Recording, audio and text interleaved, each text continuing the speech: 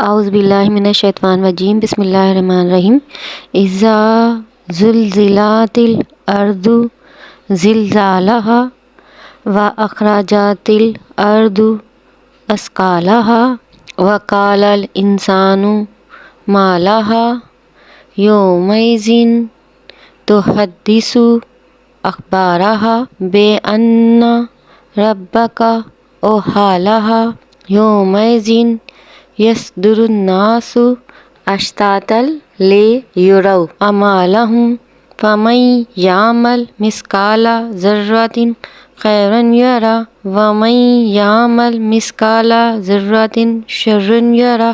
آج ہم سورۃ زلزال کی تفسیر کے بارے میں جانیں گے۔ یہ سورۃ مکیہ ہے، اس کو سورۃ زلزلہ بھی کہتے ہیں، بقول مدینہ بھی ہے۔ یہ سورۃ نبی کریم صلی اللہ علیہ وسلم پر مکی زندگی کے ابتدائی دور میں نازل ہوئی۔ اس میں 1 رکوع 8 آیتیں ہیں۔ حدیث مبارکہ میں ہے کہ ایک بوڑھے شخص نے نبی کریم صلی اللہ علیہ وسلم سے قرآن پڑھانے کی درخواست کی۔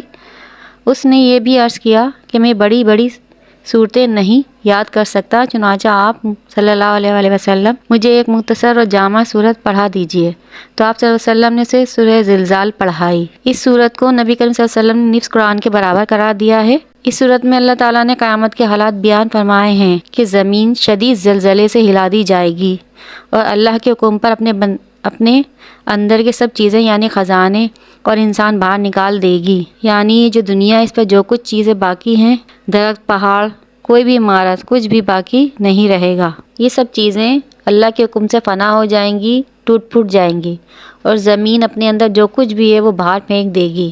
جتنے مردے ہیں وہ سب نکل آئیں گے اور ایک طرف دوڑ لگائیں گے۔ جو محشر کا دن ہوگا، جسے ہم قیامت کا دن کہتے ہیں، جس نے کوئی بھی ذرہ برابر نیکی کی ہوگی وہ بتا دے گی۔ حدیث شریف میں ہے کہ ہر مرد اور عورت جس نے اس زمین پر کچھ کیا ہوگا، یعنی کہ اچھی چیزیں یعنی کہ اچھے اعمال کیے ہیں، تو اس کا صلہ اچھائی سے دیا جائے گا، اور اگر برے اعمال کیے ہیں تو اس کو برا صلہ دیا جائے گا۔ حدیث شریف میں ہے کہ ہر مرد اور عورت جس نے اس زمین پر جو کچھ کیا ہوگا وہ گواہی دے گی کہ فلاں شخص نے یہ کام کیا تھا، فلاں شخص نے یہ کام کیا تھا، یعنی جو کچھ اس دنیا میں رہتے عمل کیے ہوں گے وہ بیان کر دے گی۔ تو ہمیں چاہیے کہ برے اعمال سے بچیں اور آخرت کو سنواریں اور گناہوں سے توبہ کرتے رہیں۔ توبہ قبول کرنے والی واحد ذات اور وہی جو 70 ماؤں سے بھی زیادہ قریب ہے اور شہرک سے بھی زیادہ قریب ہے۔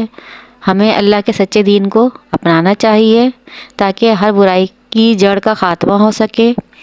نیک اعمال بجا لانے کی عادت ڈالیں اور اس پر ایمان پختہ رکھیں کہ وہ ہماری دعاؤں سے ہر بلا کو ٹال دے گا، ہر پریشانی سے نکال پار کرے گا۔ مجھے اپنی دعاؤں میں یاد رکھیں۔ اب میں زیادہ چاہوں گی اللہ ہمارا حامی اور ناصر ہوگا، خاتمہ ایمان پر ہوگا۔ آمین۔ اللہ نگہبان۔